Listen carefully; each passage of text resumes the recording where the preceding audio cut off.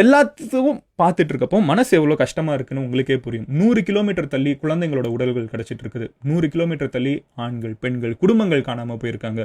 கிராமங்கள் காணாம போயிருக்குது. ஒரு வில்லேஜ்ல 90% மக்களை காணோம்னு சொல்றாங்க. இன்னும் மெயினா பாதிக்கப்பட்ட வில்லேஜ்க்கு நம்ம போக முடியல. பிரிட்ஜ் எல்லாம் உடஞ்சிருக்குது. இந்தியன் ஆர்மி ஆர்டிபிஷியல் பிரிட்ஜஸ் உருவாக்கிட்டு இருக்காங்க. இதை சோஷியல் மீடியால பாக்குறப்போ, இதை நம்ம கேட்கிறப்போ மனசு எவ்வளவு பதப்பதக்குது. ஆனா சோஷியல் மீடியால சில போஸ்ட்ல வரக்கூடிய கமெண்ட்ஸ் நான் உங்ககிட்ட வாசி காமிக்கிறேன். பீஃப் கன்சம்ஷன் டிக்ரீஸ்ட் அப்படின்னு ஒருத்தன் கமெண்ட் பண்ணியிருக்கான். கேரளால பீஃப் அதிகமா சாப்பிடுவாங்க அப்படிங்கிற ஒரு ஸ்டீரியோ டைப் பண்ணிட்டு அங்க வந்து இவ்வளவு பேர் இறந்தனால பீஃப் கன்சியூம் பண்றது கம்மி ஆயிடுச்சு அப்படிங்கிற ஒரு கமெண்ட். இதுக்கு ஒரு ரிலீஜியஸ் ஆங்கிள் இருக்குது, புரிஞ்சவங்களுக்கு புரிஞ்சிருக்கும். அது போக ரெண்டாவது, சென்ட்ரல் கிட்ட இருந்து காசு கேட்காதீங்க, don't ask money from central. அப்போ உங்க அப்பா கிட்ட இருந்தா கேட்பாங்க, sorry but what the hell man, central கவர்மெண்ட்ல இருந்து காசு கேட்பாங்க, வேற எங்க கேட்பாங்க? யூனியன் கவர்மெண்ட்டுக்கு டாக்ஸ் கேரளா கொடுத்துட்டு இருக்காங்க, அவ்வளோ டாக்ஸ் கொடுத்துட்டு இருக்காங்க. இந்தியாவில் இருக்கக்கூடிய ஒரு சிட்டிசனும், பெரிய ஆட்கள் எல்லாம் விடுங்க, ஒரு ரோட்ல இருக்கக்கூடிய குப்பையை பொறுக்கிற ஒரு அக்கா வந்து அந்த பிளாஸ்டிக் குப்பை எல்லாத்தையும் ஒரு இடத்துல போய் கலெக்ட் பண்ணி கொடுத்துட்டு அவங்க வாங்குற 5 ரூபாய்க்கு ஒரு டீ குடிக்கிறாங்க தெரியுமா? அதுக்கு நீங்க ஜிஎஸ்டி போடுறீங்க. அந்த டீல அவங்க ஜிஎஸ்டி கொடுத்து இந்த நாட்டை வளர வச்சிட்டு இருக்காங்க. அந்த அக்கால இருந்து ஜம்மு காஷ்மீர்ல இருக்கக்கூடிய ஒரு நபர் வரைக்கும், கேரளால இருக்கிற ஒருத்தங்க, கன்னியாகுமரியில இருந்து இருக்கிற ஒருத்தங்கல இருந்து ஜம்மு காஷ்மீர்ல இருக்கிற ஒரு இந்தியனுக்கும் 140 கோடி பேருக்கும் சர்வ் பண்ண வேண்டியதுதான் கவர்மெண்டோட வேலை. சென்ட்ரல்ல இருந்து ஏன் காசு கொடுக்கணுங்கிற கேள்வி. டோன்ட் டாஸ்க் மணி ஃப்ரம் சென்ட்ரல்ங்கிறது இருக்கிறதுலே ஸ்டூபிடான தாட். இதுதான். இதுக்கு தான் படிங்கடான்னு சொல்றது. டே பரமா படிடா அப்படின்னு சொல்றது இதுக்கு தான். என்ன லாஜிக்ல இவங்க பேசுறாங்கன்னு பாத்தீங்கன்னா, இங்க இருந்து எத்தனை பேர் வந்து கவர்மெண்ட்டுக்கு ஓட் பண்ணிருக்காங்க, இப்போ ஆட்சி செஞ்சுட்டு இருக்கிற கவர்மெண்ட்டுக்கு ஓட் பண்ணிருக்காங்க, அப்போ இவங்களுக்கு இவ்வளவுதான் கொடுக்க முடியும். பிஜேபிக்கு வந்து ஒரு சீட்டு தான் இருக்கா கேரளா, அப்போ கொடுக்க வேணாம். தமிழ்நாட்டுக்கு இதே கான்வர்சேஷன் தான் வச்சு, பட்ஜெட்ல நம்மளுக்கு ஒழுங்கான அலோகேஷன் இல்லைனப்போ இங்க இருந்து பிஜேபிக்கு ஓட்டு போடல, அப்போ தமிழ்நாட்டுக்கு கொடுக்க வேணாம். என்ன பைத்தியகார பசங்களாடா நீங்க? சீரியஸா நீங்க இந்த அளவுக்கு கூடவா படிப்பறிவு இருக்காதுன்னு சொல்லிட்டு எனக்கு ஆச்சரியமா இருக்குது. தம்பி, இங்கேருந்து ஒருத்தன் வந்து ஓட்டு போட்டாதான் நீங்க பதிலுக்கு பண்ணணும்னு அவசியம் கிடையாது. நீங்க ஓட்டு போட்டாலும் போடலைனாலும் இந்த நாட்டோட கவர்மெண்ட் அதுதான்.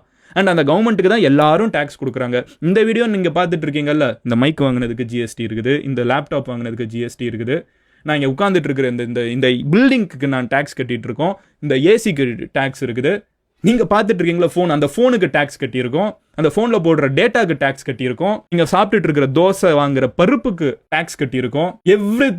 எவ்ரி ஃப்ளோர், அந்த மாவுல இருந்து எல்லாத்துக்குமே நம்ம டாக்ஸ்னு எல்லாத்தையும் கட்டிட்டு தான் இருக்காங்க. இங்கேருந்து 4 பேர் ஓட்டு போடலங்கிறதுனால, இங்கேருந்து ஒரு எம்பி சீட்டு போகலங்கிறதுனால அங்க ஃபார்ம் பண்ற கவர்மெண்ட் ஃபார்ம் ஆகாம இருக்கா? அது ஃபார்ம் ஆகிட்டு தான் இருக்குது. இங்கேருந்து போகிற டாக்ஸ் போகாம இருக்கா? போயிட்டு தான் இருக்குது.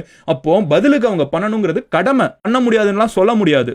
தயவு செஞ்சு படிங்க. 3வது என்னன்னு பாத்தீங்கன்னா, பலஸ்தீன்ஸ் காட் சேவ் கேரளா. முஸ்லிம்ஸ் இந்த இடத்துல மதத்தை பாக்குறேன், இதை விட ஒரு கேவலமான ஜென்மம் எவனாவது இருக்க முடியுமா? எந்த மதமாவது இதை பிரீச் பண்ணிருக்கா? ஒருத்தன் வந்து துன்பத்துல அவன் குடும்பத்தை இழந்துக்கிட்டு, உடைமைகளை இழந்துக்கிட்டு, வீடுகளை இழந்துக்கிட்டு, ஒரு ஸ்டேட்டே ஒரு மார்னிங்ல இருந்துட்டு இருக்குது, அந்த நேரத்துல இருந்துகிட்டு கடவுளை வச்சு பஞ்சாயத்து பண்ற இவ்வளவு கேவலமா இல்ல? 4வது கமெண்ட், நான் ரொம்ப பிக்கியா சொல்றேன். நான் வந்து மீடியெல்லாம் சொல்லக்கூடாது, சொல்ல முடியாத அளவுக்கு இருக்குது. நான் ரொம்ப பிக்கியா உங்ககிட்ட சொல்றேன். இதுதான் இருக்கிறதுல எனக்கு ரொம்ப வயலா இருக்கு, ரொம்ப கேவலமா இருக்குது, ஒரு வன்மத்தோட இருக்குது, உச்சகட்ட வன்மம். Wish this happened in Malappuram. Mini ஒரு இஸ்லாமியர்களை சொல்லக்கூடிய ஒரு ஸ்லர் டேர்ம், அதை நான் சொல்ல விரும்பல.